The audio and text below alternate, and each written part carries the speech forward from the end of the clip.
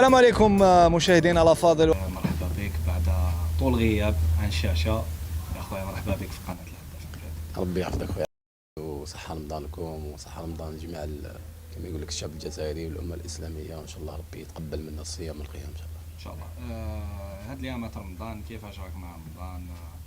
يغلبك شوية تغلبوا؟ والله الكونترار، رمضان أنا والله يخرج عليا وماذا بيا الشهر هذا يساعدني. الكونترار إنسان يرتاح فيه، يدير فيه رياضة، يبروفيتي مع العائلة تاعو. نظن ولي والله نحبوا رمضان. شي من النوع اللي يتشهى شوية في رمضان ديبلا شوية؟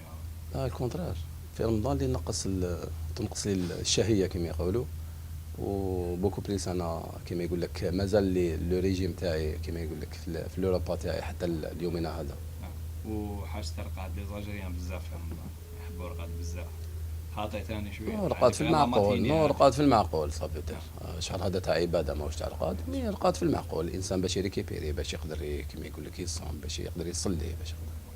صح. نبداو دوكا نعاودو نبدو المسيرة تاعك. نبداو بلي ديبيو تاع المسيرة تاعك كانت في سور الغزلان، وفاق سور الغزلان تماك اللي بديت لا كارير ديالك.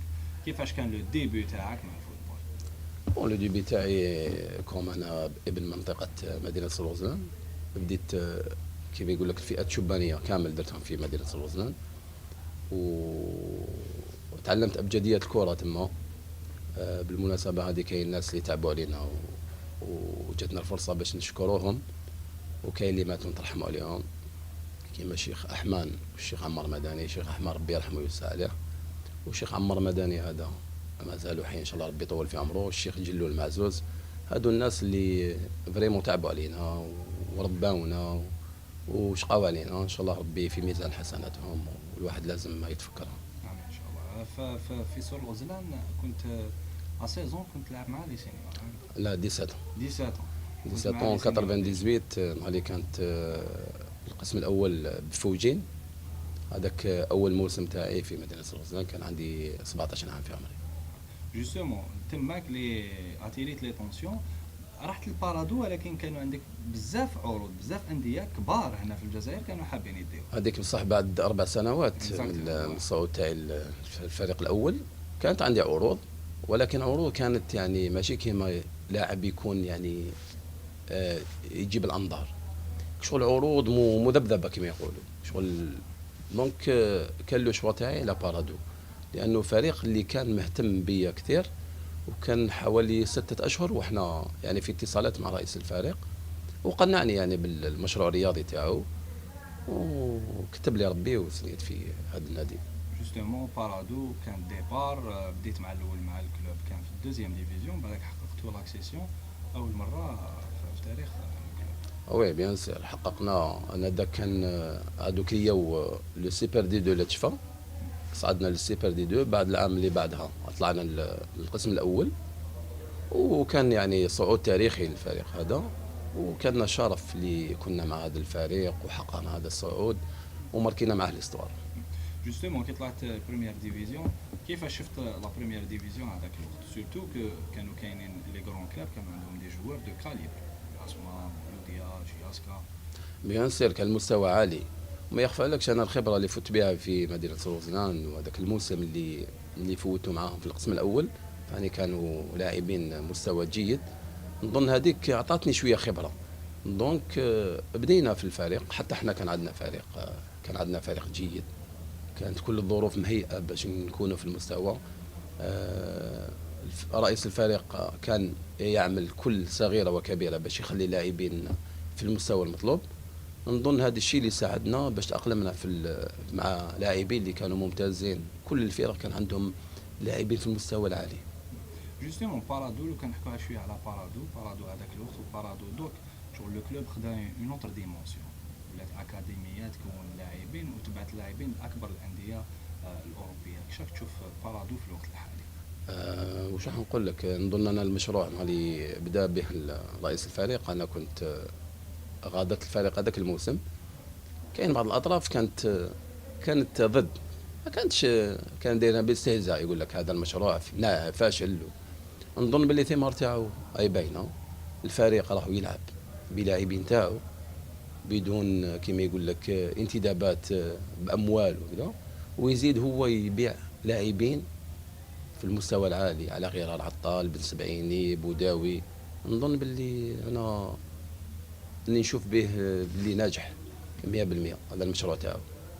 كاين في هذيك لا بيريود قبل ما تروح من بارادو سطيف، كنت حاب تروح عام قبل، صرا لك مشكل، انت كنت حاب تروح ولكن زدت شي قال لك ريح دو بريفيرونس تزيد تاخذ شويه وقت هنا باش تروح، زدت اون سيزون. وي سي فري، انا كنت فهمت كونترا ورئيس الفريق قال انا حبيت نروح، دونك عرفت باللي المستوى تاعي بدا يطلع باش نروح نلعب في فرق تلعب على الالقاب، باش نزيد نشوف لا فيزيون تاعي الفريق الوطني.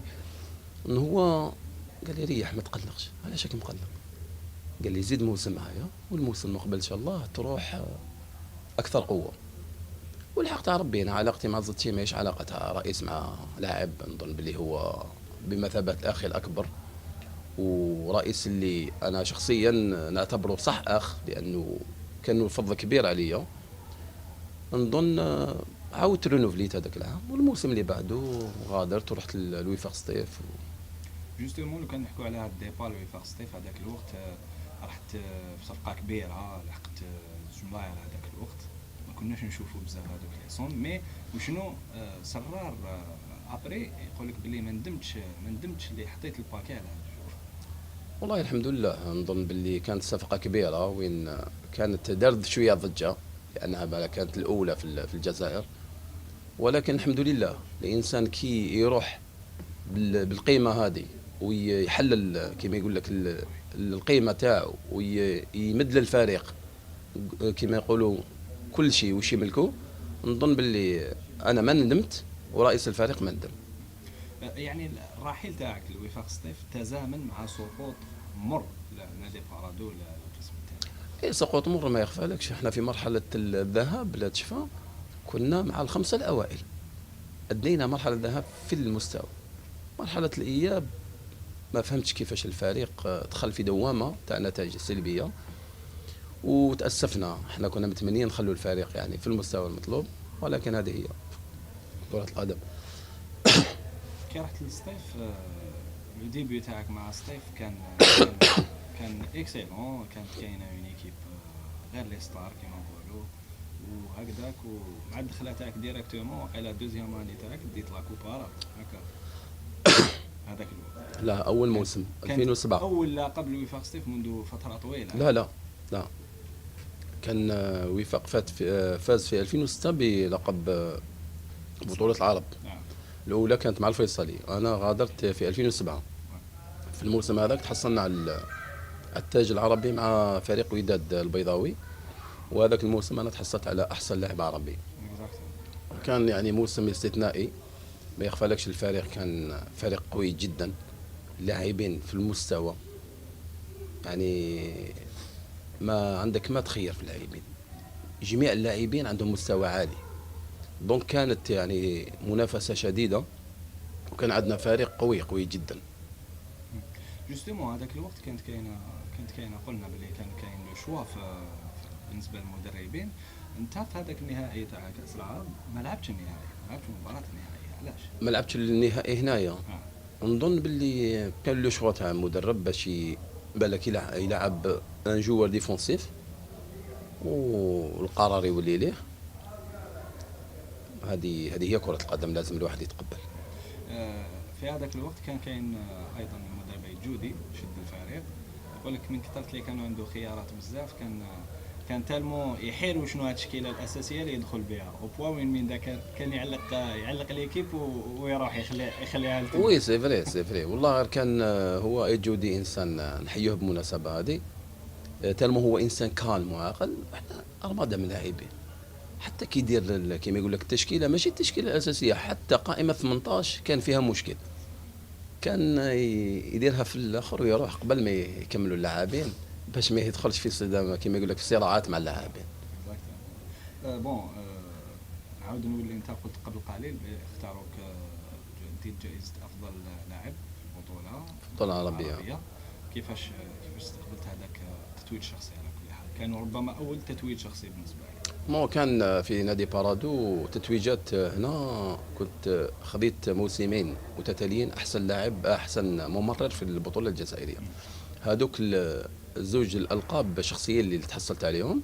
وبعدها كان هذا احسن لاعب عربي، اللي كان شرف كبير ليا انه نفوز ببطوله مع فريق وفاق سطيف، ونتحصل ايضا على احسن لاعب عربي. كان شرف كبير، ونظن هذه ثمار تاع انسان تاع عمل تاع سنين طويله، وهذا شرف ليا.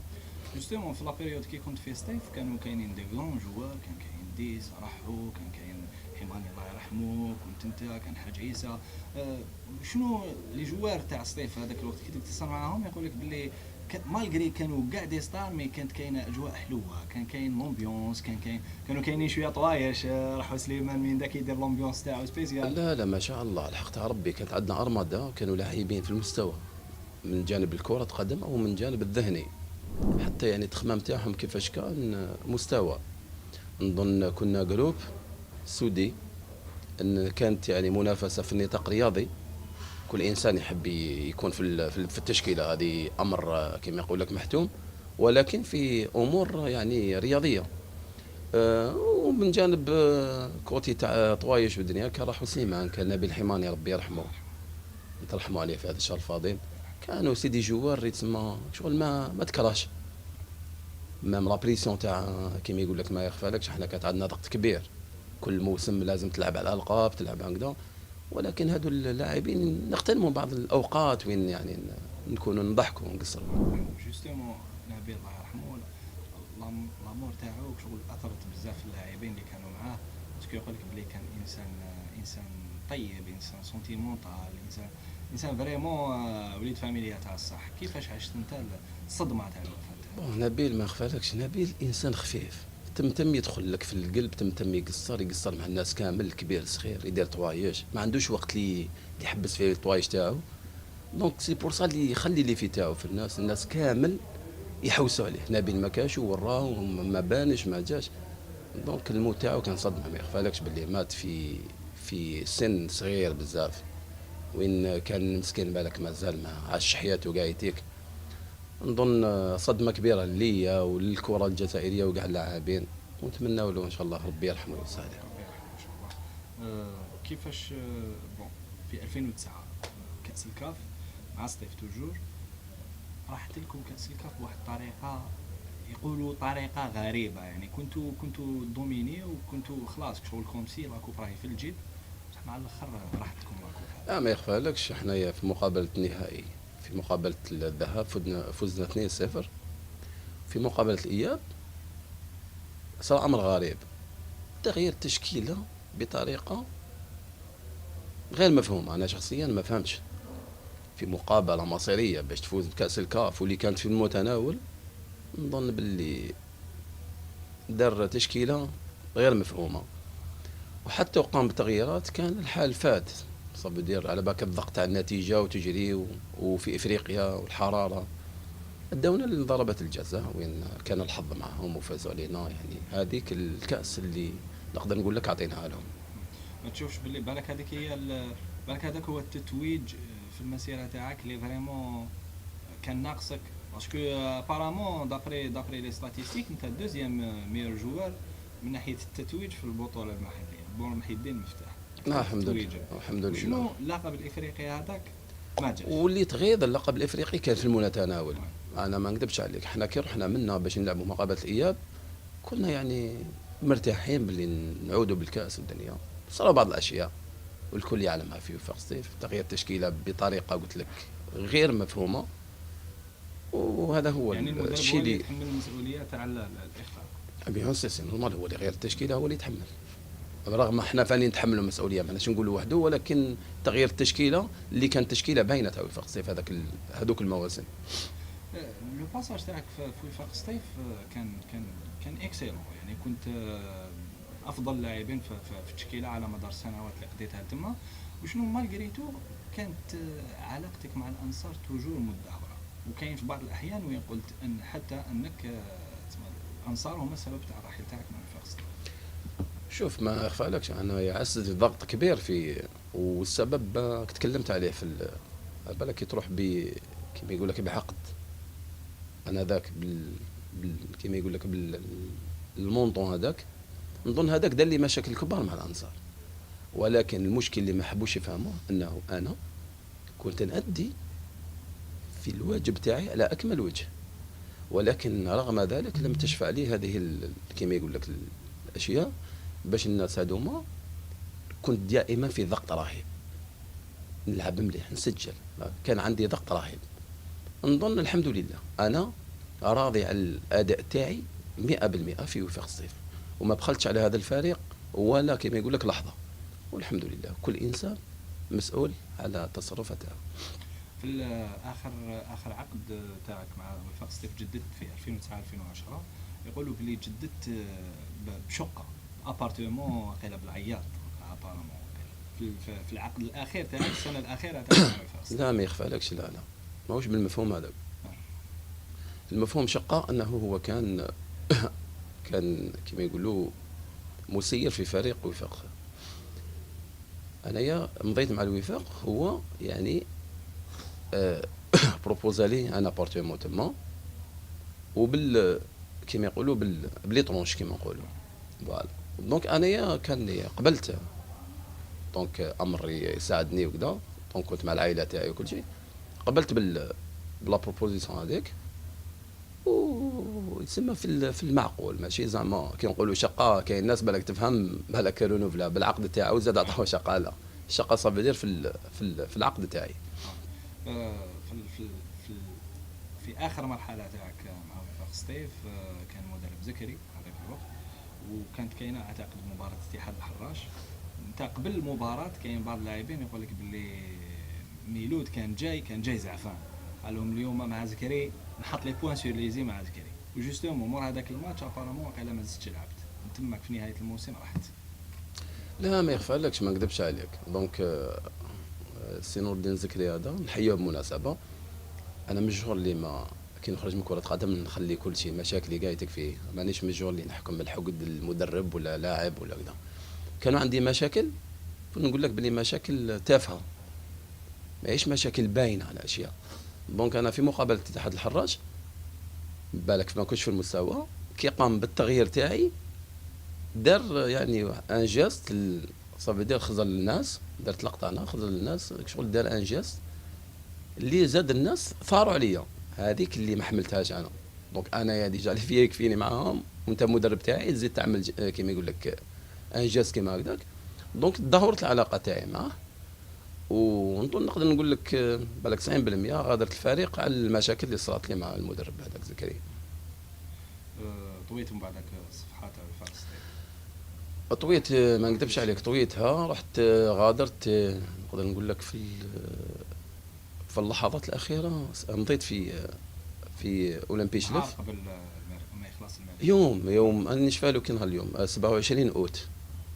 انا كنت يعني في اجازه مع العائله تاعي في خارج الوطن، وكنت مازال عندي عقد مع وفاق الصيف.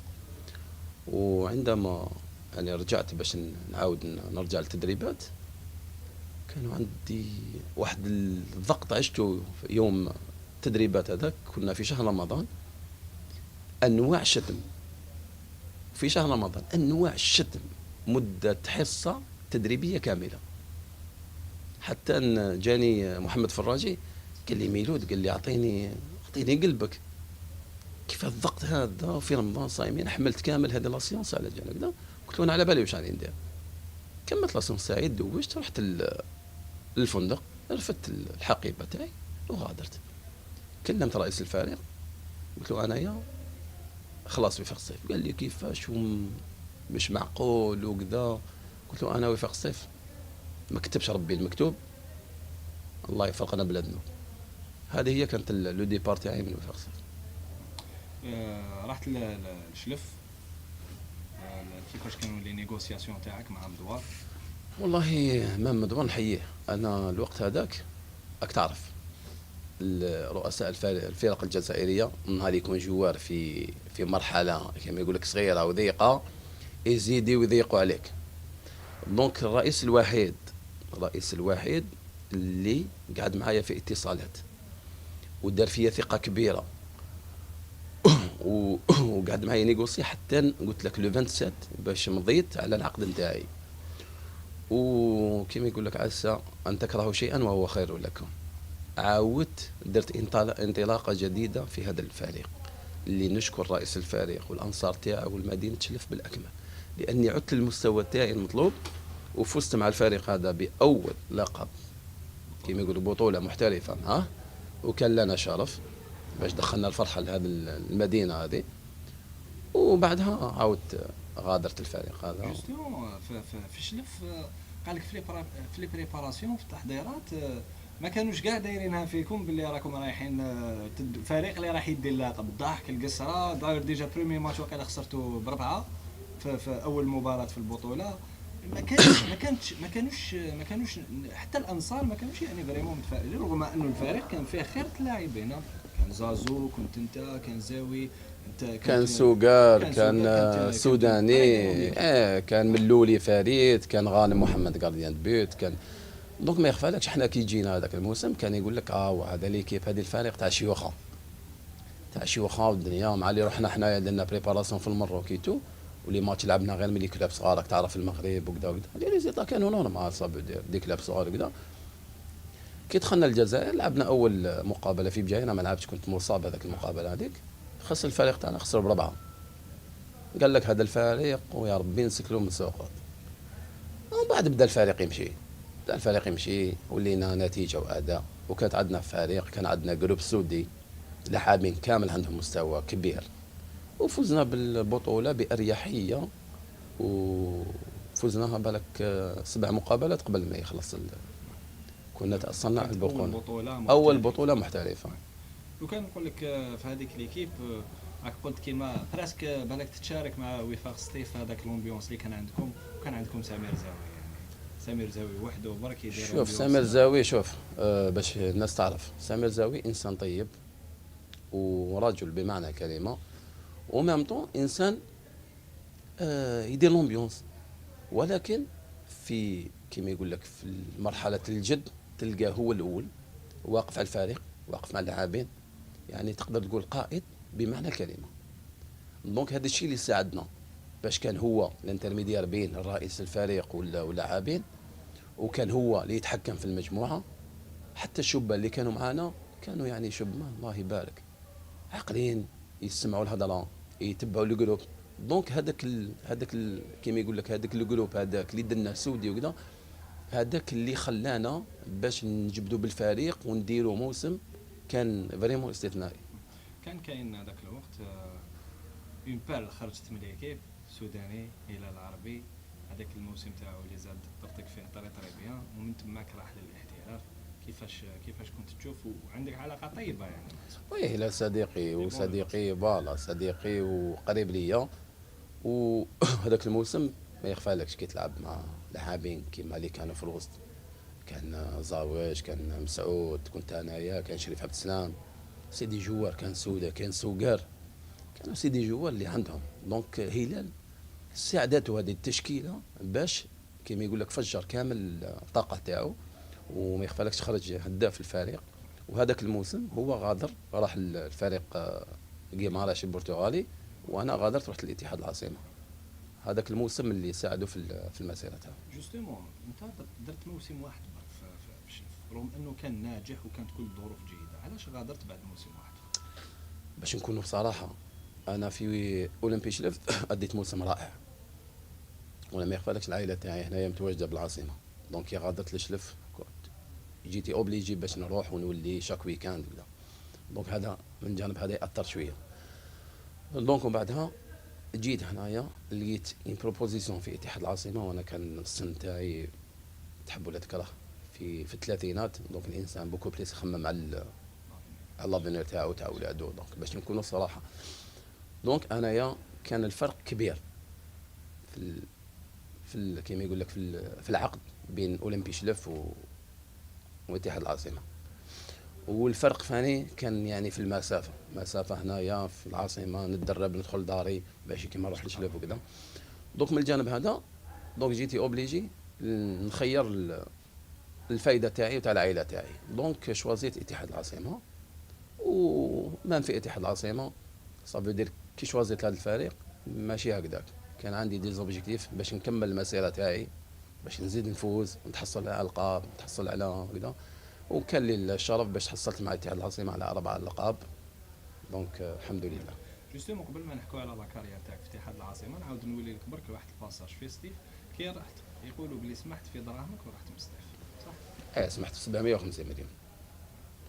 علاش سمحت في 750 مليون؟ لانه رئيس الفريق وكاين ناس ما يعرفوش هذه. انا كي درت الريزيلياسيون دو كونترا كانوا عندي دو شاك هادو فيهم 800 مليون، وتالمو كان ثقه بين رئيس الفريق واللاعبين. حتى رئيس الفريق عطيته لي شاك ما كانش على باله بلي لي شاك هادو ما عندي. دونك جيتي اوبليجي باش نمشي معاه كيما مشى معايا. باسكو علاش؟ الفريق هذا مدلي الواحد ما ينكرش. كيما الاجازه تاعي شراها لي من نادي بارادو بمليار سنتيم. دونك دار اني فور باش اداني. دونك كي درت لا ريزيلياسيون دونك كنت قادر، كون جيت انسان فريمون كيما يقول لك نكار ولا كذا، كنت قادر ندي لي شاك تاوعي ونخلص دراهمي. ولكن الحمد لله انا رجعت له لي شاك اللي عندي باش تريح لا كونسونس تاعي ترونكيل، وسمحت في دراهمي وسمحت فيهم على قناعه. صافي دير ماشي اوبليجاني هو ولا فارقنا بلاد كما نو. الحمد لله الحمد لله. ليسونسيال. بون رحت لياسما سيتي نوفال ايتاب في لاكارير تاعك ومرحله جديده وناجحه كمان. ديت بليزيور تيتر مع الياسما، البطولات ديتها مع 3 فرق اللي لعبت فيهم كامل. الحمد لله. شوف سي نورمال وما يخفالكش، فريق اتحاد العاصمه فريق عريق، فريق كبير، اي لاعب يتمنى يلعب في هذا الفريق. دونك هذا شرف ليا باش لعبت في الفريق هذا وتقمصت الالوان تاعو. وشرف ليا اني كنت مع اللاعبين اللي دخلوا الفرحه للفريق هذا وتحصلنا له على القاب، واي القاب نهائي 2013 مع الغريم اتحاد مولودية الجزائر، اللي بالك فريق اتحاد العاصمه 50 عام ما فازش عليه في النهائي. دونك هذا شرف كبير لينا اللي كنا يعني كسرنا الحاجز هذاك. فزنا بكاس العرب امام العربي الكويتي 10 ايام بعد، وفزنا بالبطوله والسوبر كوب. نظن باللي الالقاب هذه الانسان يفرح بها ومعامل مع فريق اتحاد العاصمه. دونك شرف كبير لنا. جوستومون ذكرت دوك هذاك النهائي هذاك على كل حال فزتوا به. قلت بعد مده طويله ومولوديه الجزائر تفوز في النهائيات، فاز اتحاد العاصمه اخيرا. وشنو الحادثه صارت حادثه لكن في الجانب الاخر جانب مولوديه الجزائر ما طلعوش اللاعبين يدوا لي بيضاء هذيك الضربه، وصارت افير كبيره وتعاقب شاوشي وتعاقب ايضا الرائي. المهم صارت حادثه طويله. انتم كيفاش شفتوا هذيك الحادثه من الجانب تاعكم، يعني من الجانب الاخر؟ صحيح كنتوا فرحانين تيتر كامل، بصح شنو كيفاش شفتوا هذيك الحادثه؟ بون بالك الحادثه هذيك الاولى في سابقتها. نظن باللي الحادثه سي نورمال تشوفها حاجه بيزار، تلعب نهائي مع فريق. وما انا نظن انا فهمت اللاعبين تاع مولوديه باسكو ادوا مقابله في القمه، ما يخفالكش لعبوا مقابله قويه والنهائي تربح ما يتلعبش. احنا علمتنا كره القدم بالنهائي تربحه، ما تقولش لعبت مليح فزت به ولا خسرته. دونك هما بالك من الجانب هذاك اللي ما تقبلوهاش. ونظن تخمامهم كان خاطئ، على الاقل كان يعني بارابور الناس اللي كانت تشوف في المقابله ولا الناس اللي تتبع الكره الجزائريه. نظن باللي داروا غلطه وهما تحسبوا عليها تفصل. انت ما تبقى الذكرى بالك سيئه تاعك هي تاع لا فينال تاع لاكاف؟ وي ذكرى سيئه لانها كانت في المتناول، وكاس افريقيا تبقى كاس افريقيا. بيان سور. من بعدها رحت على كل حال اتحاد العاصمه، وشنو ليماج اللي قرديتها على الاكسبيريونس تاعك في اتحاد العاصمه؟ والله ما يخفالكش احنا كانت عندنا يعني تشكيله مثاليه فاني في اتحاد العاصمه. الموسم هذاك اللي جاب لاعبين براسك، انا اغلبيه اللاعبين كانوا معايا في الصيف. كان معايا الموشيه، العيفاوي، فاهم بوعزه، يخلف محمد. دونك اغلبيه اللاعبين كانوا معايا في الصيف مع عبد الملك زيايه. نظن كنا في تجربه يعني واحده اخرى جديده، وفي فريق اللي كان يعني بالك من احسن الفرق من الجانب المادي هذاك الوقت. نظن كان كل شيء موفر باش نأديو مواسم في المستوى، رغم ان كما يقول لك في الموسم الاول فتنا دو كوتي كما يقول لك ما دينا والو. ولكن الحمد لله عاودنا ريكتيفينا وفزنا بالالقاب في المواسم اللي كملناها بعد. غادرت بعد ذلك اتحاد العاصمه، رغم كل واش قدمت غادرت ورحت لشباب الوزداد. تجربه جديده في شباب الوزداد، بديت مليح في شباب الوزداد. ربما النهايه تاعك اللي ما كانتش مليحه في السي ار بي، ولكن البدايه تاعك رغم ذلك كانت جيده ما يخفى لكش ان ذاك شباب الوزداد ماشي شباب الوزداد اللي راه حاليا. بون شباب الوزداد كانوا لاعبين يعني كانوا جايبين لاعبين من فرق صغيره ما عندهمش خبره. دونك وتعرف الضغط تاع شباب الوزداد. دونك بدينا مليح، ولكن مع المشاكل بارابور كيما يقول لك التشكيله اللي كانت انذاك نظن اثرت علينا، وخاصه انا بعد يعني العلاقه تاعي اللي تذبذبت شويه مع الانصار اللي خلتني فريمون بديت نكره شويه. ولكن الحمد لله عاودت وليت بعد الحادثه هذيك واديت مقابلات في القمه ضد مولود الجزائر، اتحاد العاصمه، شبيبه القبائل. ولكن رغم هذا كي تسمى التشكيله ما كانتش يعني في المستوى المطلوب. انا تمنيت يعني في شباب الوزداد تكون تشكيله اللي نزيد كيما يقول لك نكمل معاها باش نفوز بالالقاب. ما يخفلكش انا جميع الفرق اللي لعبت فيها تحصلت معاها على القاب. دونك ما عدا شباب الوزداد اللي تاسفت كنت متمني مع الفريق هذا اللي عنده يعني نكهه خاصه. كي تلعب في شباب الوزداد كاين واحد كيما يقول لك واحد لو شارم تحس به في شباب الوزداد رغم الضغط رغم المشاكل، ولكن كاين واحد لو شارم هذا تحس به في الفريق هذا. وكيما يقول لك توجور سي ان بليزير تلعب في دي كلوب كيما هذوما. نعاود نولي لك برك في طريقه المغادره تاعك من اتحاد العاصمه. هل انت تشوف اللي غادرت كما ينبغي من اتحاد العاصمه ولا خرجت من الباب الضيق؟ بون شنو نقول لك دوك انايا سيرت كنت في نهايه العقد نتاعي في اتحاد العاصمه، ولكن ذبذبت العلاقه تاعي مع رئيس الفريق ربو حداد. انا هذاك دخلت معاه في واحد النزاعات. نظن هذا الشيء اللي خلاه فريمون هو يكون ضدي رغم اني كنت في المستوى. صار واحد الاشياء هما ما حبوش يعني يتكلموا معايا باش نجدد العقد نتاعي. وحتى انا الحمد لله كنت في نهايه عقدي وانا عندي كيما يقول لك ان كاركتير اللي توجور نروح لقدام ما نشوفش مورايا. دونك الحمد لله جيتي كيما يقول لك خممت باللي الفريق اديت معاه الشيء اللي كتب الله، وكيما يقول لك مديت واش عندي ما بخلتش على الفريق هذا وخليت كيما يقول لك اسمي فيه كيما يقول لك مقرافي. دونك الحمد لله كتر خير الله. ففي شباب الوزداد في النهايه تاعك صراو لك بعض المشاكل اللي خلاوك ما تكملش لا سيزون، يعني ما لعبتش واحد 7 ولا 8 ماتشات. نو مشاكل هذيك عييت ما نكذبش عليك، موران مو عييت توجور. راك تعرف كي تروح ان جوار معروف تو تلعب كيما يقول لك في فريق اغلبيه اللاعبين تاعو شبمان.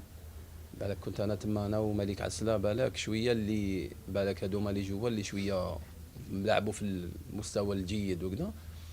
دونك توجور تقابل انت الانصار تقابل انت المشاكل هذوك. دونك هذوك اللي عياوني، وسيرتو كي تكون في نهايه العقد نتاعك في نهايه كيما يقول لك لا كارير تاعك ماشي كيما تكون ان جون اللي تقدر تحمل وكذا. دونك هذيك اثرت عليا وليت نخمم غير وقتاش اللي يخلص الموسم باش نغادر. جوستومون بعدك رحت كملت الموسم الاخير تاعك في بلعباس اتحاد بلعباس اللي ما كانتش ربما التجربه اللي كنت تستنى انك تكمل بها على كارير. شوف ما يخفالكش نحكي لك هذه حادثه شويه طريفه على الالتحاق تاعي بفريق بلعباس. رئيس الفريق بن سناد اللي نترحموا عليه ربي يرحمه ويوسع عليه اللي كان دار ايفور كبير باش يلحق الفريق عاود رجعوا المكانه تاعو، ورئيس اللي يعرف مليح كره قدم. نظن انا كنت خارج الوطن كنت في اجازه كان يتكلم معايا ما نكذبش عليك ما كانتش عندي نيه باش نلعب في القسم الثاني صراحه. وكان انا ذاك حارس الفريق غانم محمد اللي كان هو مضى معاهم وهو اللي كان يعني انترميديار بيني وبين الرئيس. انا قلت له ما نقدرش بكل صراحه مانيش متمني نكمل لاكارير تاعي في القسم الثاني. حبيت انا نكمل لاكارير تاعي في القسم الاول ونخلي اسمي توجور الفوق. ليسونسيال كي دخلت هنايا كلمني هو في الهاتف. كي كلمني في الهاتف مسجديات وكذا وكذا كذا قلت له فوالا دونك انسان كبير ويتكلم معك ومع فريق كبير اتحاد بالعباس يليق الانسان يتكلم معاه كيما احترمك لازم تحترمه. دونك يتكلم معايا يعطاني ان مونطون. دونك يعطاني ان مونطون انا في رايي ما نروحش نلعب في بالعباس صراحه. قلت انا ما دونك كيفاش ندير عاود اتصل بيا قلت انا هذا دونك عاود اتصل بيا كذا لازم نلقى له حل باش فريمون ما يزيدش يعيط لي. كي عيط لي قلت له فريمون تعطيني هذيك لاصوم وتعطيني ان طرونش هديه باش انا قلت نهربوا وصلنا للدوله. قال لي الله يربح. كي قال لي الله يربح جيتي اوبليجي طاحت الكلمه. تسمى الكلمه طاحت. دونك على هذه اللي مضيت في فريق بالعباس، وانا ما نكذبش عليك يعني طلعنا مع الفريق ورجعناه المكانه تاعو، والحمد لله. تسمى الموسم اللي بعده انا قررت باش نعتزل، رغم اني كنت يعني بعقد مع فريق بالعباس وتفاهمنا على ميابل. جوستومون كاين بزاف اللي يقولوا بلي كنت قادر تزيد على الاقل واحد العامين 3 عام. سي فري كنت قادر نزيد، وبصح في يعني في الراس تاعي عييت تالمو. لعبت في الفرق دائما انا في الواجهه، اي شيء يصرى اي مشكل يصرى نعمل جديات او هكذا، هو اللي كذا هو اللي كذا، اشياء على بالك دي فوت، اشياء يدخلوك انت اللي دير الفريق، انت اللي تكون مع كما يقول لك في المشاكل، انت اللي دير هذه انت اللي دير هذه، بالك بالوقت الضغط هذاك ما تقدرش تحمله بزاف. دوك تمنيت انا قلت كون نطلع مع فريق بالعباس، نخلي مكانه تاعي نقيه ونغادر ان شاء الله بدون اي. يقولوا كاين واحد الحوار درته انت سابقا، قلت باللي صرا اجتياح للملعب، اعتقد لما كنت في شباب الوزداد ولما كنت في اتحاد بالعباس، الى درجه انك اول مره قلت باللي خفت ومن تماك قررت انك شوف هذه الحادثه صارت لي في بالعباس. لعبنا في عين الفكره صراحه، انا ما نجي نعاودوا بالله من كلمات، انا انسان ما نخافش، ما نكذبش عليك. مريت بتجارب ما كيما يقول لك لعبت في بوسعاده بارادو انفايسمون تيران ما خفتش، لعبت في سعيده كذلك، لعبت صول غزلان نصر الحسين دا كذلك. مي هذيك الحادثه في عين الفقرون فريمون خفت وشفت ليماج تاعو كيما يقول لك بناتي العائله تاعي، شغل خفت، قلت انا وين راني رايح بها كل موسم هذو الاجتياحات. هذاك في غرفه الملابس تكلمت مع واحد الانسان، قلت له ان شاء الله اذا كتب ربي نهايه الموسم نحبس كره قدم. قال لي كيفاش وقتها هضر برك وكذا، قلت له ان شاء الله. كملت بالفعل، هذيك هي النهايه تاعي. بالك لو كان نخرجوا شويه مع لا كارير تاعك كيلكو كيستيون هكذا ونعاودوا نولوا ليكيب ناسيونال. دوكا انا نشوفوا بلي كاين الشركات الوطنيه بزاف انديه راهي تدعم شركات وطنيه كما كان الحال منذ سنوات طويله مع مدينه الجزائر وبعد ذلك انديه اخرى. انت هل تشوف بلي هذا هو الحل تاع الفوتبول ناسيونال، الفوتبول الجيريان؟ اسكو بالشركات هذه للانديه راح خلاص تخرج من الغرقه وتعطينا بو فوتبول، ولا ربما المشكل راهو اعمق؟ شوف ما يخفى عليك، كرة قدم تحب ولا تكره، كرة القدم تمشي بالأموال. الشركات هذوما يعاونوا الفرق ولكن بشرط، يعاونوه ولكن التسيير يعطوه الناس أهل الاختصاص.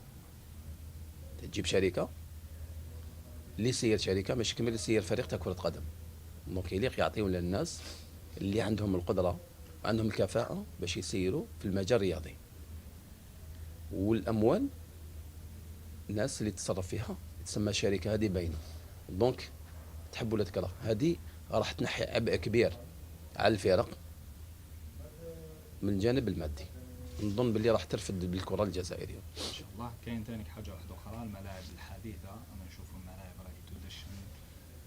شفنا ملعب مونديلا ما شاء الله، شفنا تحديث ملعب قسنطينه وملعب عنابه، شفنا ملعب تيزي وزو تحفه، قريبا ايضا ملعب دويره اللي راح يكون مولودية الجزائر. ملاعب جديده، نظره اخرى في الكره الجزائريه، رايك في هذا الموضوع؟ صح، ملاعب هذه الجديده، مي احنا ماذا بينا الفرق هذوما خاصه في المنافسات القاريه هذه ماذا بينا نشوفهم يلعبوا تما.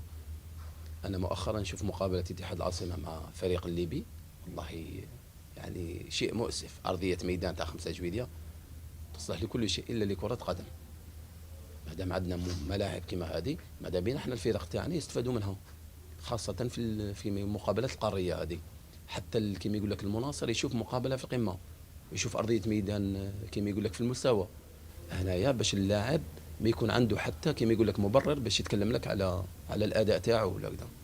ونظن هذه حاجه مليحه لينا وللكره الجزائريه، ومليحه ليماج حتى تاع الفريق تاعنا تاع كما يقول لك الوطني. في رايك كاين بزاف عباد يقارنوا ما بين الفتره اللي كنتوا فيها كانوا فيها لاعبين كبار كل الانديه الكبرى. والفتره الحاليه اللي رانا نشوفوا فيها المستوى تاع البطوله الوطنيه نقص بشكل كبير. في رايك وشنو الاسباب اللي خلت الكره الجزائريه تعاود تتراجع مقارنه بالسابق؟ شوف على صراحة، الاقل مقارنه بالفتره اللي كنت فيها. شوف صراحة ما يخفالكش، كرة القدم راهي تشهد يعني كما يقول لك تراجع على المستوى الدولي ليس في الجزائر. تشوف كأس العالم المستوى تاعها انخفض بارابور يعني كما يقول لك الكؤوس اللي فاتت. كأس افريقيا كذلك. نظن اللاعبين الحاليين ناقصين من جانب يعني العمل. ما همش لاعبين اللي فريمون عندهم ان اوبجيكتيف كما يقول لك طويل، يخموا البعيد باللي انا لازم نخدم باش ننجح، لازم نخدم باش ندير كما يقول لك كارير كبيره. نظن باللي اغلبيه اللاعبين مش يهمو يلعب موسم ولا موسمين بالك يتحصل على سياره ولا منزل، وهذا هذا هو الخطا اللي يدخلوا فيه اللاعبين هذوما. كاين يقول لك المشكل تانيك موجود على مستوى الفئات الصغرى. الانديه كاين بعض الانديه ما راهيش دير تكوين، وكاين سياسه المحاباه تاع المعرفه. يعني تجيب المدرب يشارك لاعب وليد فلان ولا وليد صاحبه ولا وليد كذا. صراحه انت في وقتك هل عشت مثل هذه الحادثات؟ هل سمعت مثلا صراو مثل هذه الحوادث خصوصا في الفئات الصغرى؟ شوف صراحة أنا تكلمت لك، والشيء اللي كما يقول لك بدينا به الحوار تكلمت لك على الناس اللي رباونا. هذو الناس اللي رباونا عاملونا كامل سواسية. كان اللي يعرف يلعب هو اللي يكون يعني في التشكيلة، هو يكون في التعداد يعني تاع الفريق.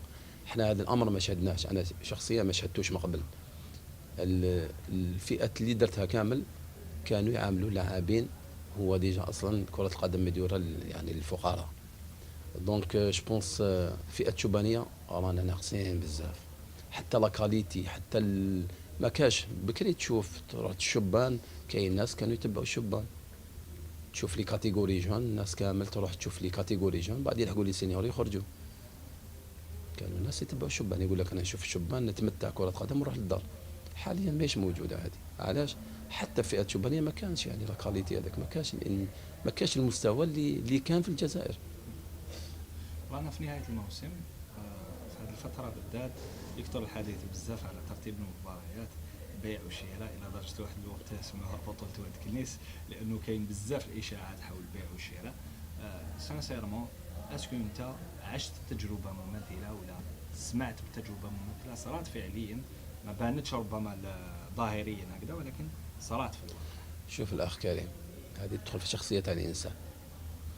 انا والله غير نضحك دي فوق يقول لك باعوا ماتش وشراوا ماتش. انا شخصيا في لاكارير تاعي نتحدى اي مسير، اي لاعب حضرنا مقابله مرتبه نتحداك امام الجميع.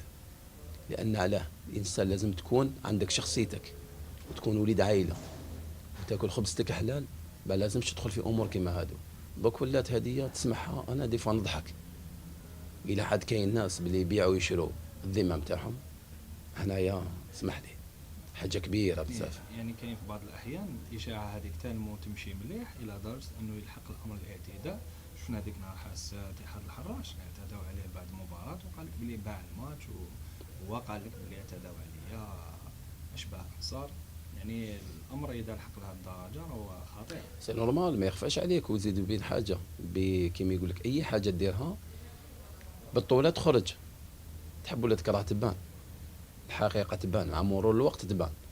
ولكن الانسان غادي يكون يلعب في كره القدم يليق يدير حاجه باللي راه يخدم على عائلته وعلى روحه، يليق يكون كيما نقول لك بن حلال وليد الحلال.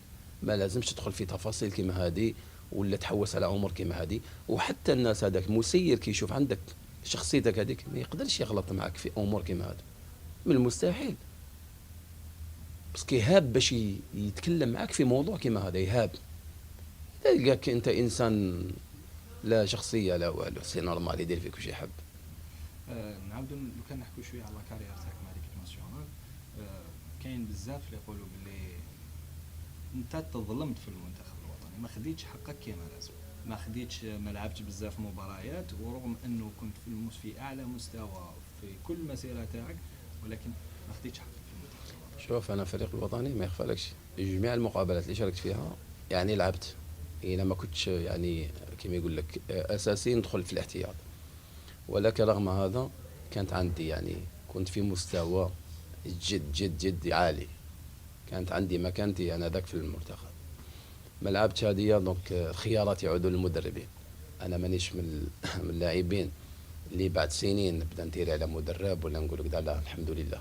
دونك هو النظره تاعو اذا كانت على حسن نيه بون عادي جدا، لا ما كانتش على حسن نيه نظن بينه وبين مولاه. بصح باش نقول لك انا مدرب فلاني كدا وكدا لا، انا ما نقدرش. انا قلت لك برك انا كنت يعني متيقن بلي انا في المواسم هذوك كنت في اعلى مستوى تاعي. كاين يقولوا رابح سعدان، الشيخ رابح سعدان كان يحبك بزاف، هو اللي ديجا عيط لك بزاف في المنتخب الوطني ولعبت معاه. بون انا ما نكذبش عليك، اول يعني استدعاء كان عليا مع كافالي في 2005. كنت في نادي بارادو، هذاك اول استدعاء. كانت مقابله ضد السودان بين 5 جويلية، كان اول استدعاء تاعي. بعدها يعني حتى 2008 مع الشيخ رابح سعدان اللي نوجه له التحيه، هو شيخنا وشيخ المدربين. وصح بالفعل هو كان يحبني لدرجه انه كان عندي اصابه في الظهر تاعي، كان هو يعني مستكلف بيا وهو يستناني ويديني حتى الطبيب الفريق. انا ذاك كان في شومونوف، يعني باش تلقى مدرب تاع فريق وطني ويتكلف بالصحه تاعك. ونظن هذا كما يقول لك هذا انسان شيء كما يقول لك يفتخر به. وقال لك من لم يشكر الله يشكر، من لم يشكر الناس لا يشكر الله. نظن انا يا هذه من جانب هذا يعني نقعد توجور شدالو، وان شاء الله نتمنى له الصحه والعافيه ويكون ان شاء الله ان شاء الله. كاين في المرحله تاع ام درمان، يعني قبل الماتش هذاك ديسيزيف باش نجوزو لا كوب دو موند، انت في بدايه التصفيات في الادوار التصفويه كنت موجود في تشكيل، لعبت حتى في لقاء ليبيريا، حتى فوت حتى المقابله تاع زامبيا. ومن بعدك في لقاء زامبيا ما زدتش دخلت. فوالا كانت عندي بتيت بليسير سانسيرمون ما غاتكش شويه كي ما كنتش مع التشكيله هذيك اللي صنعت التاريخ كي جازت لا كوب دو موند؟ شوف ما يخفالكش حنايا فوتنا كاع الباركور الواعر هذاك وين كنا حنا كي نلعبوا فريق الوطني. بالك ستاد كان يكون فارغ، ما يخفالكش الفريق الوطني كان انا ذاك ما راحش مرتين للكاس افريقيا، و24 سنه ما راحش للكاس العالم. وحنا كنا من اللاعبين اللي فريمون شقينا تعبنا. دونك دغيا اوتوماتيكمون دغيا باسكو درنا باركور وين بقاو 3 مقابلات ما تلقاش روحك خارج تعداد، دغيا شويه دغيا كيفاش انا شقيت تعبت باش نكون في يعني في التشكيله هذه. ولكن توجور نحصلها في المكتوب ونقول الحمد لله. كما يقول لك الشيء اللي كتبوا الله مرحبا به. مالغري كاع واش قدم في لاكارير تاعك، ولكن ما كتبلكش ربي راحت الاحتراف، تشوفش باللي هذه النقطه قعدت لك في قلبك شويه؟ بيان سير ما يخفالكش سي نورمال، اي لاعب يتمنى يروح الاحتراف. وانا كان عندي مستوى باش نحترف، ولكن واش راح دير؟ هذا كما يقول لك قضاء الله وقدر تاعو، ربي ما كتبليش. ما قريت ندمي توجور نقول الحمد لله على كل شيء اللي كتبوا الله. جاوك دي زوفر هكذا ورفضتهم مثلا ولا ما نقدرش نرفض؟ انا كانوا دي زوفر بصح انا كنت سي كونطرا، مانيش انا اللي نتحكم يعني في العقد نتاعي. حتى ويجوك دي زوفر ما تقدرش انت اللي تتكلم. والفرق اللي كنا نلعبوا فيها دائما توجور هم يحوسوا الانتيري تاع الفريق تاعهم، ما يحوش الانتيري تاعهم. كاين حاجه واحده اخرى ثاني كيقولوا باللي لاعبين محترفين اللي كانوا في ليكيب ناسيونال هذاك الوقت، يعني عطر يحيى، كانوا كيشوفوا لي كاليتي اللي عندك كانوا يقولوا لك باللي لو كان راك مثلا صغير 19 20 سنه تجيبها نورمال في لي زيكيب تاع فرنسا مثلا. صح الحق تاع ربي الحمد لله. كانوا سيرتو عنتر يحيى اللي كان فريمون توجور يقول لي حتى لحقت وين حب يدير لي يعني كان هو في بوخوم انا ذاك حبي قال لي حتى تمنيت تكون معايا في نادي بوخوم. كان عندي مستوى وهذه شهاده كما يقول لك اعتز بها من لاعبين يعني ممتازين كما بوقرة عنتر يحيى زياني نادر بالحاج، وهذه الحمد لله. لو كان نحكيو على ليكيب ناسيونال دوكا المدرب الماضي احدث بعض التغييرات في التشكيله، صحيح انه الاداء بالك ما راهوش مازال ما حكمش روحه مليح، ولكن اسكو تشوف باللي التغييرات هذه اللي دارها والاسماء اللي جابها هي اسماء تقدر تقدم الاضافه ان شاء الله؟ شوف ما يخفالكش باش نكونوا صراحه باش الناس ما نكذبوش عليها، احنا لعبنا مقابلات بعدوا الشبان نقطه ايجابيه للفريق. دي جون اللي يجي منهم مي ما يخفالكش لعبنا امام فريق ضعيف جدا. ماهوش هذا الفريق اللي تحكم على المستوى تاعهم، وماهوش هادو اللاعبين ما تقدرش في يوم يولوا هما دي بيلي تاع الفريق. عندنا مثال كبير في الفريق الوطني، بن ناصر كي جا قعد بزاف في الاحتياط باش حكم المكانه تاعو. ما حتى محرز رياض فاني كيف نظن هادوما تقدر كيما يقول لك يتاقلموا مع لاعبين كيما محرز كيما بلايدي كيما بن ناصر، يعني يربحوا الخبره معهم، ومع مرور المقابلات راح يكبر كيما يقول لك يكسبوا الخبره هذيك اللي تخليهم ان شاء الله باش تعود عليهم يعني بالفائده للفريق الوطني. والوقت اسكو تشوف زعما باسكو دوكا مدرب المنتخب الوطني جمال بالماضي قال لك انا لوبجيكتيف تاعي دوكا في المرحله القادمه اني نحضر 11 دو ديبار في كاس افريقيا اللي راح تكون في شهر جونفي باش يخلق تماسك في المجموعه. اسكو هذه الفتره تاع 6 شهور تكون كافيه للاعبين باش الجدد هادو باش يتاقلموا باش يعاود يحكم ليكيليبر تاع ليكيب تاعو قبل جونفي؟ ما يخفالكش لي دات فيفا ما كاش بزاف، دونك راح تكون صعيبه شويه، ولكن يعني مع اللاعبين هادوما كي يكون عندك لاعبين من عيار هادوما عيار ثقيل يعني اللي يقدروا يجبدوا لك الجروب، رغم ان الاداء ماهوش في المستوى المطلوب باش ما نكونوا صراحه، ولكن المدرب اولى على باله واش راهو يعمل. دونك يليق يلقى الحل قبل كاس افريقيا اللي راح تكون صعبه وصعبه للغايه. جوستومون هو قال قبل مده قصيره فقط قال بانه في الكونترا جديد تاعو مع المنتخب الوطني سي ان كونترا دوبجيكتيف، والهدف تاعو هو التتويج بالالقاب. التحدي الاول راح يكون في كاس افريقيا في جونفي المقبل بكوت ديفوار. صراحه في ظل الانديه المنتخبات القويه اللي راهي موجوده والمنتخب الوطني كيفاش راهو في مرحله اعاده بناء، سانسيرمون على بالنا بلي كامل رانا حابين يتوج المنتخب الوطني، لكن انت كلاعب كدولي سابق اسكو تشوف باللي عندنا دي شانس باش ندو لاكوب؟ شوف عندنا لي شونس توجور كاينه. شوف جميع فريق يروح يلعب في كاس افريقيا عنده لا شونس باش يفوز فيها، سيرتو هادو الفرق اللي باينين هادو، ولكن معموريه صعيبه جدا باش الناس تكون على بالها باللي الفرق الافريقيه عاودوا ولاو على غير الفريق المغربي، فريق السنغال، فريق الكاميرون، فريق كوت ديفوار، فريق المنظم، فريق التونسي اللي عاودوا ولاو، فريق المصري. نظن باللي راح تكون مأمورية صعيبة، وباش نروحوا بالاداء اللي رانا فيه مأمورية صعيبة جدا. لازم كل شيء يتغير، لازم فريق يكون في احسن مستوى تاعو باش تقدر تتكلم على التتويج.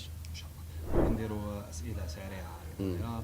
وشنو الحاجه اللي ندمت عليها في المسيره تاعك كره القدم؟ عدم الاحتراف. شكون هو الفريق اللي كنت حاب تلعب له وما لعبتوش؟ شبيبة القبائل مولودية الجزائر.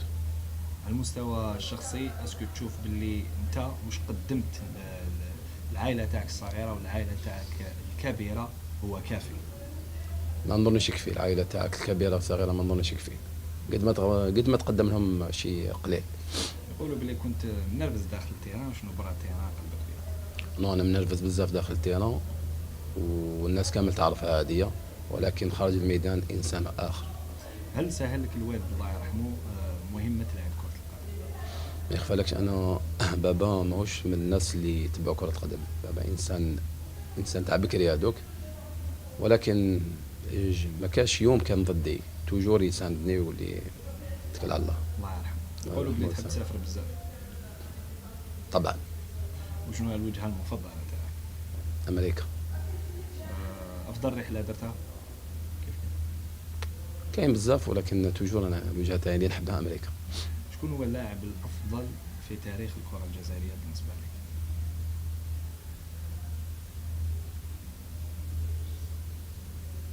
باللومي ماجر. شكون اللاعب الافضل على المستوى الدولي؟ شان احد دوليا حاليا ولا في كل اوقات؟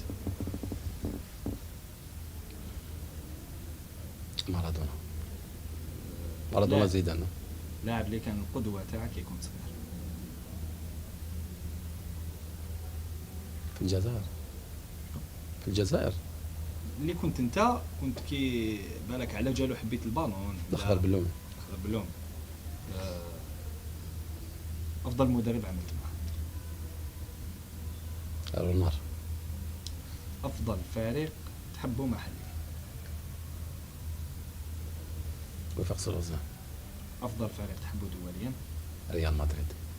افضل حارس مرمى واجهته. هشام يصير. افضل مدافع واجهته.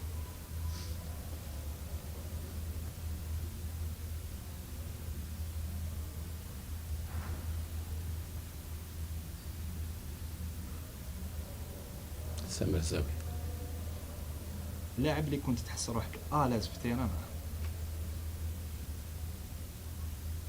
حجازة. اللاعب اللي يضحك بزاف لعبت معاه ثاني في ليكيب. نبيل حيماني ربي يرحمه. وكنقول لك ادغال افريقيا. واش ثاني؟ كالولو. حديث اصغر.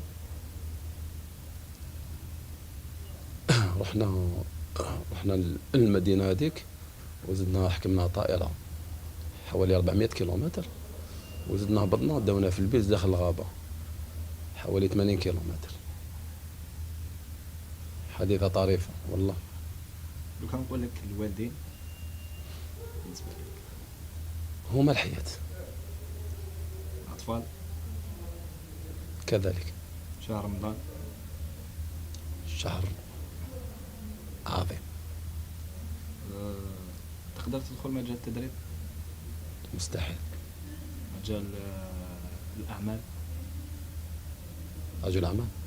لا، مجال الاعمال سواء رجل اعمال ولا وكيل اعمال ولا اي. نقدر. هل ندمت على عدم مواصلة الدراسة؟ أكيد. كان يعود بك الزمان للور تدرس ولا تلعب؟ نقدر ندرس ونلعب ومامتو. كلمة أخيرة تختم بها الحوار. والله شو نقول لكم هذا شرف كبير يعني متواجد معكم أنا. إن شاء الله نكون خفاف ظرف عليكم في هذا الحوار. نتمنى ليكم وللشعب الجزائري والأمة الإسلامية إن شاء الله نهاية شهر رمضان يعني كما يقول لك ربي يتقبل منا صالح الأعمال، وصحة فطوركم صحة رمضانكم، وإن شاء الله صحة عيدكم. بارك الله فيك. الله يحفظك. يعيشك.